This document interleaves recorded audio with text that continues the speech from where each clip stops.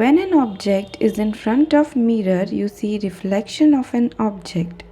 Now change the angles of mirror and observe how many images are formed. Depending on the angle you choose, you can find multiple images.